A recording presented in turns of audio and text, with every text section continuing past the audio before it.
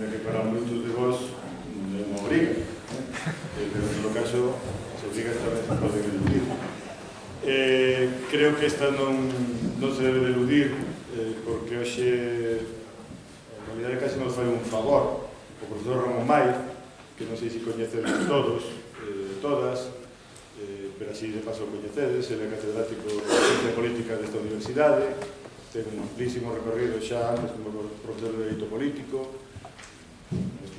foi estudoso do nacionalismo galego, do federalismo, acaba de publicar un libro sobre este asunto, por certo, que aproveito para, ainda foi presentado o xoves pasado, e, entre outras moitas cousas, é un gran e bon estudoso de Carlos Marx. E como este ano pasado, o que xa pasou, se celebraba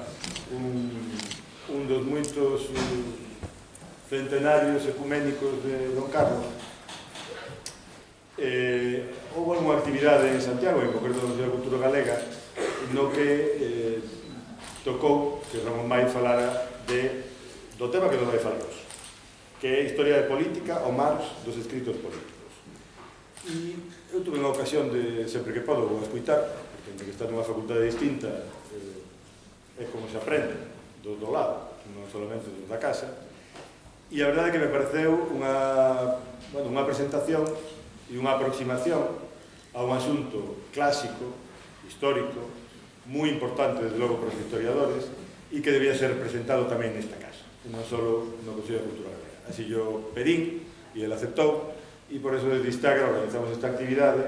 que ademais está vinculada tamén a materia, en fin, isto ten que ver tamén con que falamos co profesor Balboa, e con que encaixaba bastante ben con esta materia de segundo, que a maioría de vos cursades, e sobre todo co contido desa materia. E nese sentido, nos pareceu interesante vincular unha actividade que é unha actividade libre, o coñecemento sempre é libre, con unha actividade obrigada, porque a forma, a disciplina para aprender sempre é obrigada e ten as súas regras. E nese sentido, non me extendo máis, deixo que o profesor Ramón Mai, non sei se o profesor Balboa necesita decir algo, ele díxome que non, pero seguro que algo debe de decir as súas explicadas. Únicamente que sei que ao final da conferencia me perdonará por facer a obrigatoria asistencia. Pois, dito isto, quedades co profesor Mai e non escutarei desde abaixo.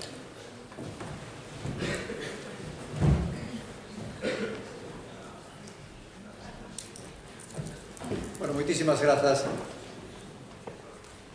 aos colegas, ao profesor Lorenzo Fernández Prieto, ao profesor Balboa, pola Grupo Instagram, pola invitación a falarvos, e moitas grazas a vos tamén por estar aquí, calquera que sexan os requirimentos académicos, espero que vos interese, a falarvos dun tema non polo seu prurito historiográfico e aclarar o pasado, senón, non só por eso digo, senón tamén porque entendo que a evolución do pensamento de Marx en torno á política pois é singularmente interesante para entender o noso tempo, de rigurosa actualidade. Ese é o meu convencimento que me anima a compartir convosco e facer algunhas reflexións que tentarei que sexan o máis detalladas posible en derredor dos escritos políticos de Marx, que moitos deles son en realidade escritos sobre a política en Francia, para a súa desesperación, vería que decir, porque non agardaba que a revolución se producira en Francia. Primeiro entendía que se tiña que producir en Inglaterra, como un país máis desenvolto, e desbotado o caso, pasou a poñer as súas confianzas en Alemania, e ambos os seus casos, en 1848-49, en 1870-71, a revolución pois agromou e se desenvolveu en Francia. Comezarei por unha carta que Marx escribe a Paul Lafargue, pasado xa o tempo, xa de vello, e en determinado momento da carta di: no que a min respecta, o único que sei é que eu non son marxista. unha je ne suis pas marxista. Por que? Pois é o que vos quero contar. E a hipótese que quero poñer a vosa consideración é que había boas razóns e ambigüidades na obra de Marx para que proliferaran aqueles marxistas, entendendo por tais aqueles que entendían que a realidade política podería reducirse enteiramente a unha suposta base económica, a infraestructura, as relacións de producción e as forzas productivas. Esa simplificación de Marx ten base en algún dos seus escritos, pero que tentarei amosar é que ao fío da evolución da súa obra, centrándome nos escritos políticos e non na obra maior do Capital e os Lundris, pois dá pé para certas ambigüidades nas que se poda topar esa perspectiva. Comecemos polo, se vos parece, polo Manifesto Comunista. Ali, isto formidable, ainda hoxe de actualidade, de sorprendente actualidade, e maravillosamente escrito, Marx sentencia cousas como que o capitalismo produce os seus propios sepultureiros, ou as crises do capitalismo na súa recorrencia periódica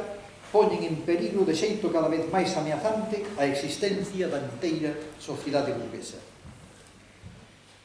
O problema é que estas frases do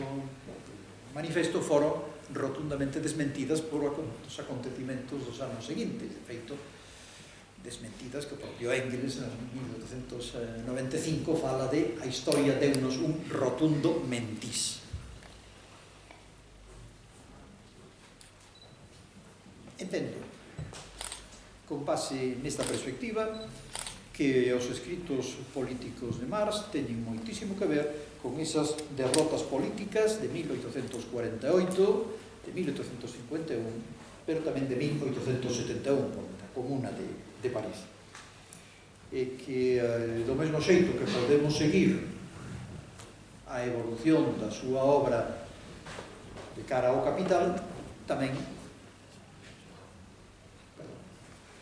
podemos ver e atender a súa evolución desde os seus escritos políticos, desde o Manifesto Comunista de 1848, que é o que propoño aquí analizar, a os escritos de 1850, que se chaman A loita de clases en Francia. Pouco tempo despois, en 1852, unha obra interesantísima e maravillosa que se chama O 18 de Brumario de Luis Bonaparte, e finalmente dá un salto no tempo, 1871, o libro da Guerra Civil en Francia sobre a Comuna de París. Pretenderei mostrar que os escritos políticos refutan en boa medida as teses do manifesto, da inminencia da revolución, do afundimento do capitalismo, dando un análise moito máis matizado no que a política vai ocupar un lugar sustantivo e non meramente adxectivo e secundario a veiro, diríamos así, da evolución dos modos de producción. O que vou soster basicamente, que tedes dous gráficos na man para ir ilustrando o argumento, e se podes tomar notas sobre os mesmos, é que máis hai unha loita entre dous paradigmas, dous modelos de análise en disputa e loita permanente. Un deles, podemos chamalo paradigma da producción, que se recolle en obras moi clásicas, Miseria da filosofía, Ideoloxía alemana, Manifesto Comunista, pero tamén a famosa introducción crítica da economía política de 1857, 59. Nesta perspectiva, na man deste modelo, diría, minoritario, pero potente, que reaparece unha e outra vez, a idea básica é que as relacións de producción determinan o edificio que se ergue sobre elas. A ideoloxía alemana fala de que a sociedade civil e a economía capitalista é o verdadeiro lugar e escenario de toda a historia. De xeito que sobre ela que aparecen son sombras, imaginacións, o Estado que Hegel decía que curaba todas as contradiccións da sociedade civil, pero a verdade é que postulaba unha metáfora xeolóxica, había que descender a profundidade para explicar a erupción volcánica ao magma que estaba no fondo. E esas eran as relacións de producción. Deste xeito, claro, a política, a organización, a mobilización, os formatos organizativos, o discurso, ficaban como aspectos secundarios, marginais, sempre adxectivos. E, por a contra, existe un segundo paradigma que chamarei non socialista, paradigma da loita de clases, na que o estatuto da política é ben diferente. Non é que se abandone a atención ás relacións de producción capitalistas, que é o obxecto maior do estudio que dá lugar a obra cimeira do capital, pero sí que se presta moitísima atención precisamente por os acontecimentos políticos en primeiro lugar, pero tamén en segundo lugar pola propia evolución teórica e científica da obra de Marx, a que esa visión reduccionista que daba lugar a unha sucesión de modos de producción que se traducían en sucesivas, a súa vez, revolucións políticas de xeito mecánico, e en todo caso, que a altura de 1848, a fin do mundo capitalista estaba próxima a chegar, pois non era sostible, reemplazando ese paradigma da produción reduccionista por un paradigma máis sofisticado que chamamos da loita de clases, onde a política deixa de ter ese estatuto vigario ou adxectivo que tiña inicialmente para posuir unha dimensión sustantiva e autónoma. Veremos primeiro desde diante o paradigma, se nos parece, sustancialista. Aquí a idea básica, aparte dos grandes xiros que da Marx pouco de ter, no orixe da súa obra, nomeadamente na ideoloxía alemana, onde desenvolve unha ontoloxía da produción que leva a abandonar a obsesión pola esencia humana que residía no traballo, en conceptos tais como alienación, precisamente polas condicións, sería na sexta tese sobre Feuerbach, que realmente a esencia humana son as relacións sociais, ese conxunto complexo, esquivo das súas relacións sociais. E é nesas relacións sociais onde compre albiscar as pautas das ideoloxías do momento, da propia religión, mesmo do Estado. A idea básica é que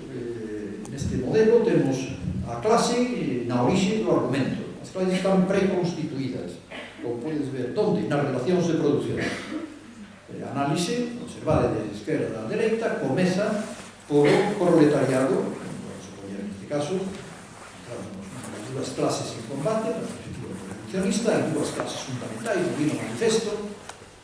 que detecta outras, pero estas con protagonismo fundamental, pero observade como a clase se constitúe esencialmente no social, no económico, nas relacións de producción. A idea básica é que as clases están preconstituídas, o proletariado é a nova clase emerxente que agroma nas relacións de producción capitalista, e este, a su vez, é produto dunha fe moi ilustrada que ten Marx no desenvolvimento das forzas productivas, de tal xeito que ele cree que as forzas productivas tenden a crecer de xeito imparable, que ese crecemento das forzas productivas, da riqueza que conleva as novas formas de producción, se vai traducir en que a conxunto das institucións do antigo régimen vai quedar obsoletas, entón se vai traducir en revolución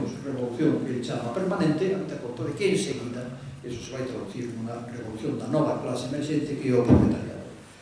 Observade no esquema que tedes diante como a idea básica é lineal. Hai unha clase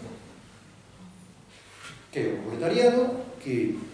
damando os intereses que nacen, intereses de clase, que podedes ver, nacen, se forman nas relacións de producción, enceta unha loita sin fin contra a burguesía. En determinado momento de madurez comeza unha loita propiamente proletaria, non vencellada aos movimentos republicanos e burgueses, senón autónoma de clase proletaria, como tal loita de clases, alumbrando e potenciando unha revolución social, non meramente política, é dicir, cara a unha revolución que cambie non somente o Estado, como fixera no seu día a Revolución Francesa, senón unha revolución que modifique na profundidade do que lle interesa as relacións de producción capitalista. E isto dará lugar, pois, a un cambio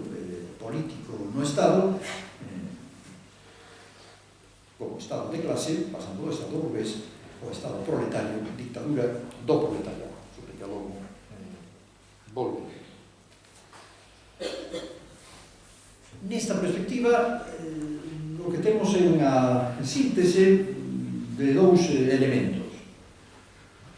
Dunha explicación en termos de, chamaríamos en ciencia social, estructural funcionalismo, é dicir, explícanse as conductas e as institucións pola función que cumplen para as institucións dominantes ou para a clase dominante, e a función que cumplen as institucións, o que sirve para explicar, e este estructural funcionalismo na explicación dáse a man cunha pretenciosa, digo pretenciosa polas súas dimensións, filosofía da historia, no sentido de dar unha visión global de toda a historia, o estilo de a historia da humanidade para os nosos días e a historia da luta de clases, de tal maneira que é como se se proporcionara un esquema para o conxunto da historia universal. Esta explicación, esta filosofía da historia atinxida dun inmanentismo, é dicir, unha atención ás contradiccións internas do capitalismo, son esas contradiccións, logo volverei tamén sobre isto, inmanentes, as que moven